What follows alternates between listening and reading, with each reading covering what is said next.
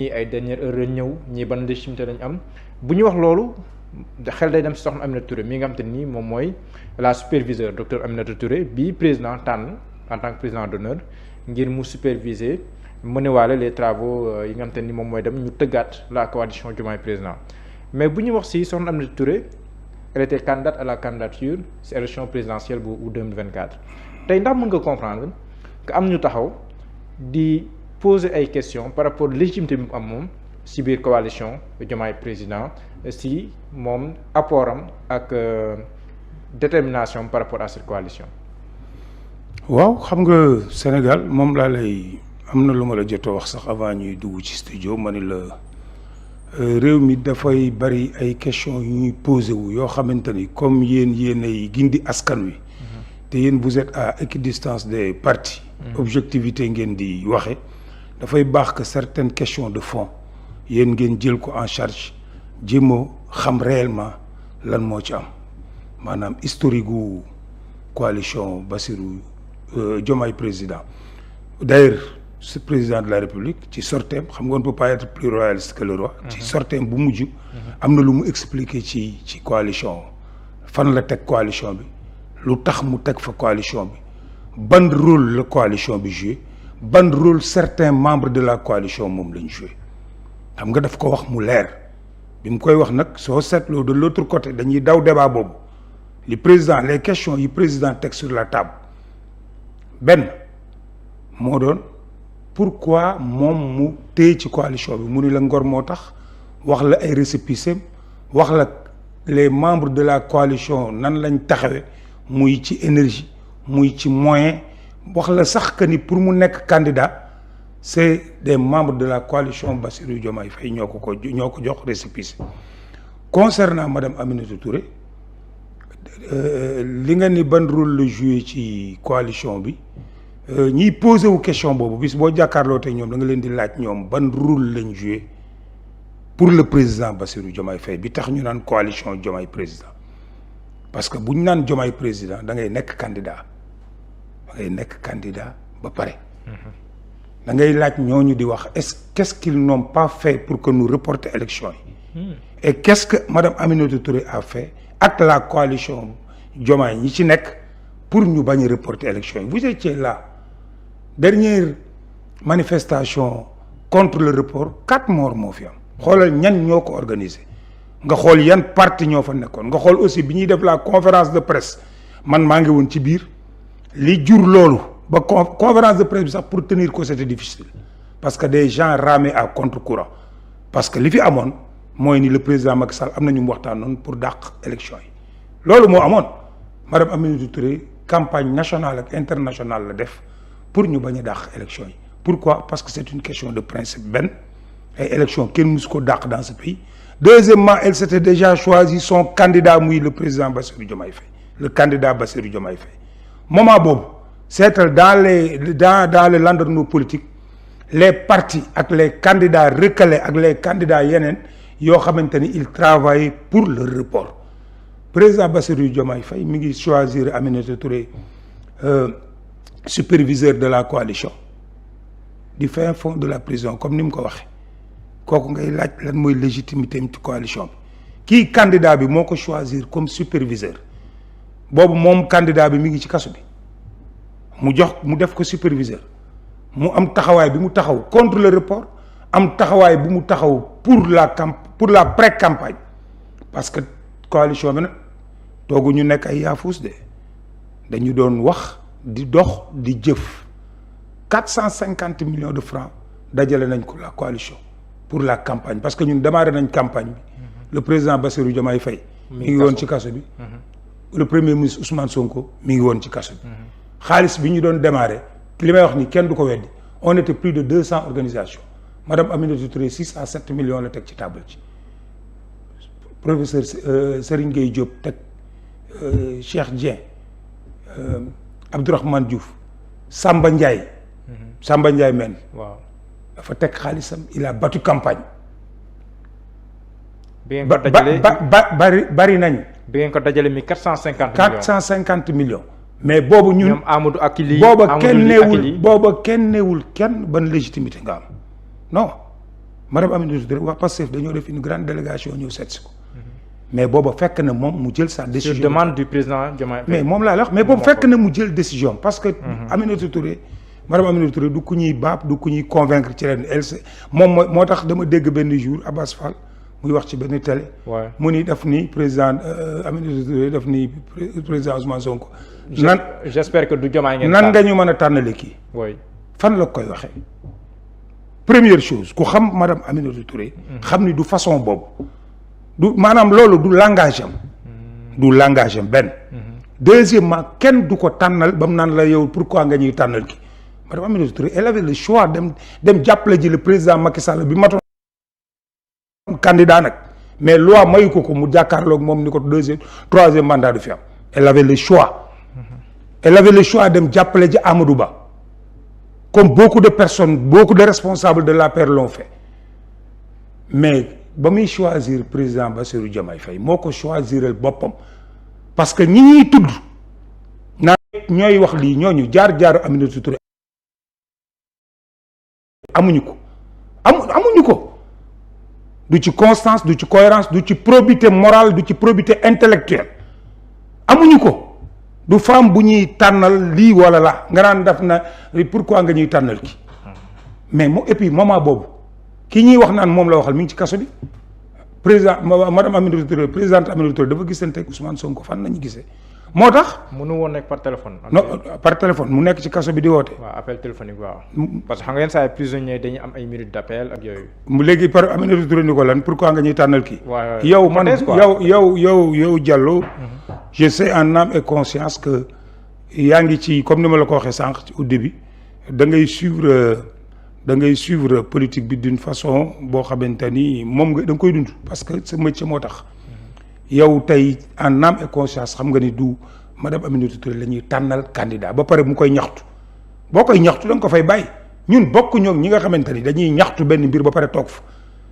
quand on était avec le président Macky Sall bu ñu d'accordul moom moo yor tous les rênes du pouvoir bu ñu d'accordul dañ naan ko d'accorduñu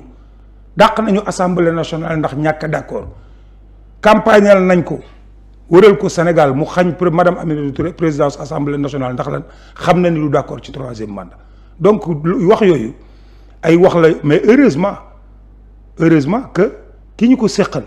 muy le président Bassirou Diomaye Faye xam na l'engagement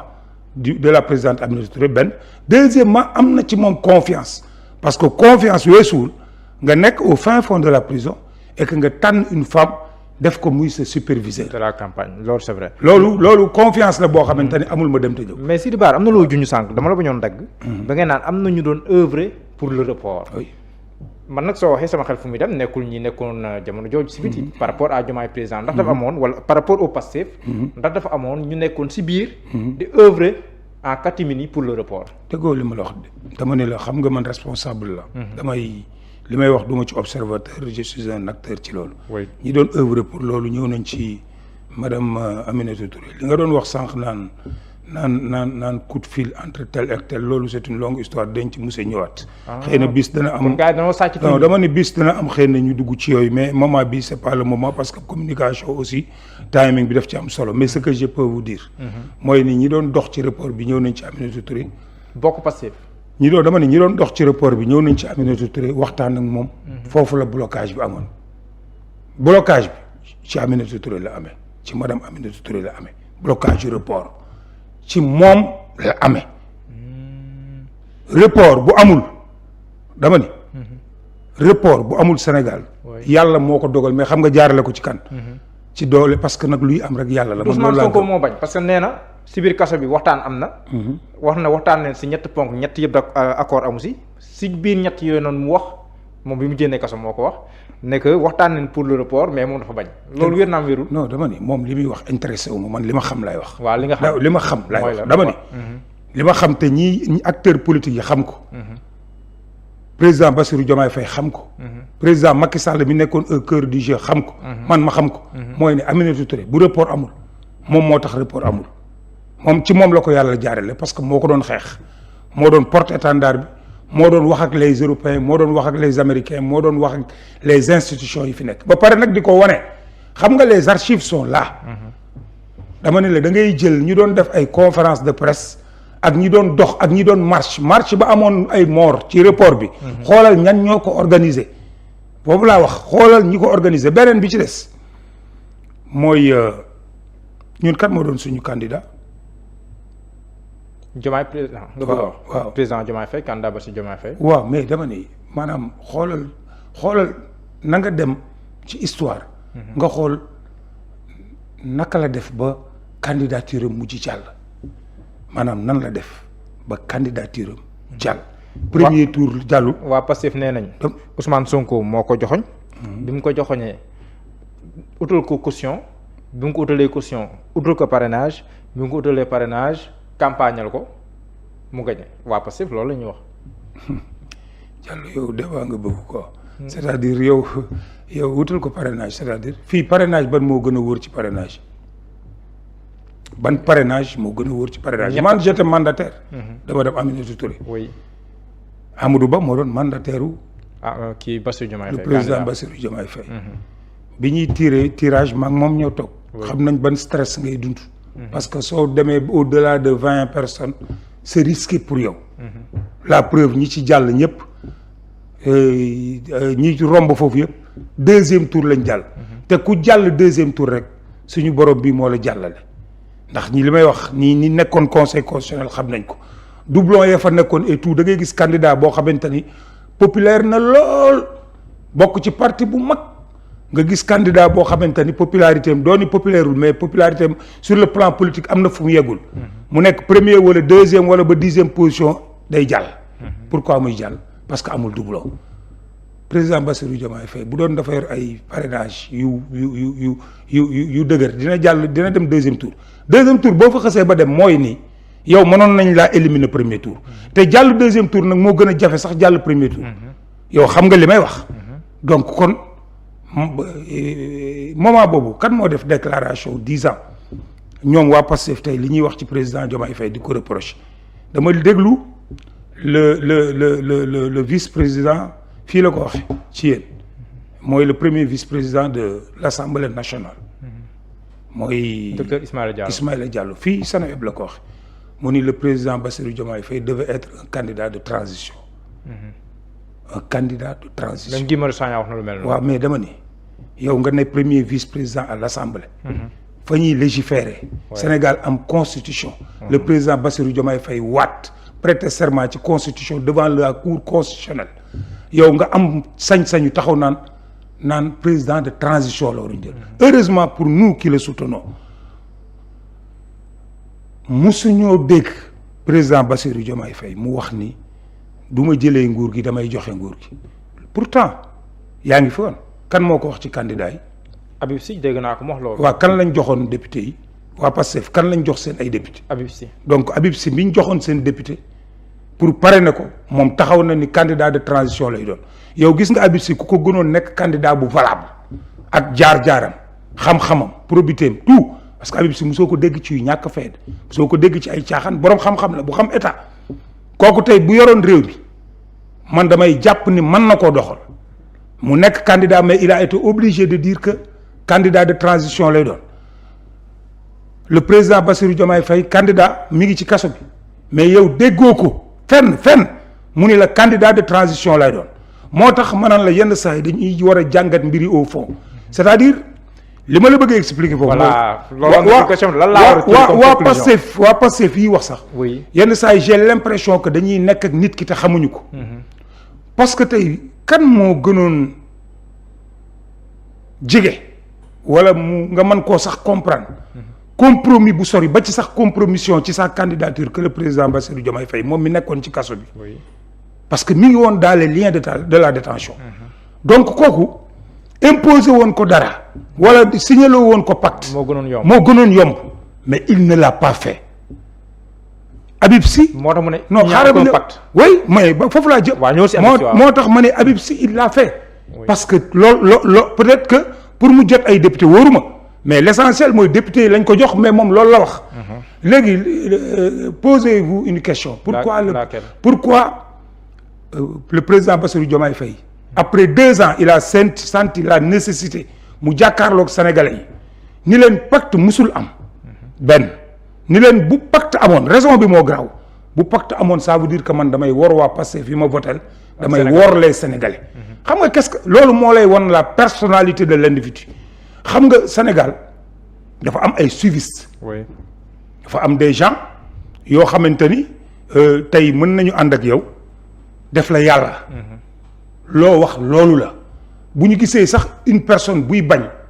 moo tax yenn saa yi nga dégg nit naan la Aminata Touré Macky Sall da ko dàq moo tax mu dem mënuñoon gëm ni am nañ ay nit yoo xamante ni ak posture bu ñu mën a am dañuy dem suivant leur conviction le président Bassirou Diomaye Faye dafa bokk ci ñooñu c'est-à-dire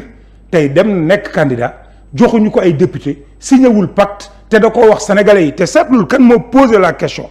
Pape Alé Niang waaw Pape Alé moo posé la question Pape Alé il était un membre essentiel du projet donc quand il pose une question pareille c'est parce que cette question là ñi ngi koy susciter ñi ngi koy wax naan ay pacte dafa amoon le président taxaw devant tous les sénégalais ñu la pacte amul te ba mu ko waxee aussi ba mu ko waxee est-ce que dégg nga ci débat ñoom de l'autre côté tontuwuñ ko ci loolu de le président a pris à témoin les sénégalais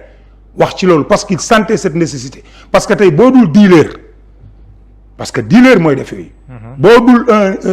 koo xamante ni gëmoo yàlla parce que boo gëmee yàlla da ngay bàyyi sa bopp ak yàlla te président Bassirou Diomaye Faye boo ko déggee muy wax da ngay xam ni kii lii ñu ko jox xam na ni yàllaa ko jox mais ëlëmul boppam yóbbu ko maintenant ku mel noonu tey bu taxawee ni la pacte amul mais yow démb ak bërki démb boo toogee xool candidature yi ni mu demee di nga xam ni kii candidature am jaar-jaaram moo ko may ndax position bi mu occupé woon deuxièmement dans le Pastef beneen débat bi mu posé mooy li mu fa def boobu ay député amul de da lay wax ba lay wax ay waxu couleur ak ay waxu sigle ki lay wax loolu ba pare yow ñun ñii politique xam lan mooy secrétaire général le secrétaire général d'un parti moo xam parti moom mooñ parti Abdoulaye Wade c'était le secrétaire général du PDS Abdou Diouf moo doon secrétaire général u PS ba mu demee bay jël distance Tanor Dieng lay jël jox ko parti bi def ko premier secrétaire le secrétaire général du parti moo yor viu parti bi moo xam parti bi mooy def arbitrage yi mooy def investiture yi donc ñun xam nañ la ñun ñi politique xam nañ quel était le rôle du président Bassirou Diomaye Faye dans le Pastef bi mu ko waxee tamit ce débat là déggoo leen ci yeneen lañ dem indi mais li ma leen di wax par rapport à la coalition ak notre président de la coalition ak le président de ce pays mooy ñoom lenn lañ mën a def parce que yi ñuy def nii attaques yi ñuy def nii contre le président amul sens parce que du ku ñu mën a ébranler la preuve 2 ans nga koy attaqué nit mu jug def 2 ans def benn discours 2 heures de temps yéen ñëpp ngeen dugg sous les tables parce que bi mu waxee léegi li ma la wax ne la kenn waxu ci troisièmement fulla ak fayda bi muy wone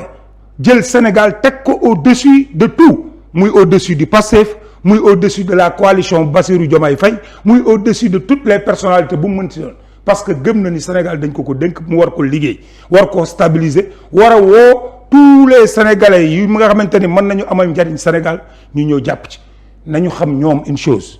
mooy ni ñaar ou bien ils viennent intégrer la coalition Bassirou Diomaye Faye parce que man gëm naa ni foofu lañ jëmi ñoom man yow li ma lay wax ni na nga ko jàpp damaa gëm ni ñoom danañ mujj ñëw di xëccoog ñun place au niveau de la coalition parce que y a pas amul beneen issue xam nga tey le président Macky Sall moo fi jëlee Abdoulaye Wade bi muy nekk secrétaire général du PDS président Macky Sall cadre yi la yoroon bi muy defar gouvernement président Macky Sall nekkul woon sax ministre dem nañ lu yàgg muy soog a nekk ministre directeur la woon président Macky Sall sénégalais yi dem nañ ba moom lañ tànn ci kaw Abdoulaye Wade c'est-à-dire que président Macky Sall pour mu nekk président il a battu Maître Wade xam nga qu'est-ce que je veux te dire par là que le président Bassirou Diomaye Faye deful boppam candidat deful boppam président yàlla moo ko def jaarale ko ci sénégalais yi mais gis nga bi mu ko xësee ba def président ba mu toog sénégalais yi nag dañ koy observer en tant que président mais gis nga 2 ans yi li sénégalais yi gis ci président Bassirou Diomaye Faye ci dal gu mu dalal réew mi ci yaru gu mu yaru ci bëgg réew mi ci jige dossier yi ak aussi ci xam-xam parce que boo ko dégloo da nga xam ni kii il est près de ces dossiers ku mel noonu nag bu dee bi mu nekkee ci kaso yi la deful baare yëgoo ñëw nekk président de la république 2 ans mu yor affaire di dem à l'international di ñëw kenn musu ni accam yor Sénégal malgré un contexte économique mondial bu difficile mu téye prix ba tey jii may wax ak yow yaa ngi gis li xew en Iran mais ay France ña ngay yokk carburant mu téye ko di ay difficulté nag am na mu nangu ko nag ay difficulté am na gis nga de l'autre côté li ma leen di wax mooy mënuñu koo ébranler mënuñoo ébranler la coalition te sénégalais yi du ñu weccoo écoutez-moi bien du ñu weccoo tey le président Bassirou Diomaye Faye ak benn homme politique bu Pastef. mën a doon non dégg ma de. bu Pastef waaw mais. xam nga pourquoi je dis ça. Oui. parce que 2 ans nag boo ko defee. 2 ans kii ne premier ministre kii ne président de la République. Sénégalais yi dañuy toog ak toute lucidité di observer les personnes. la amoon ba ñu observer Macky Sall mi doon tey jii nii élève Ablaye Wade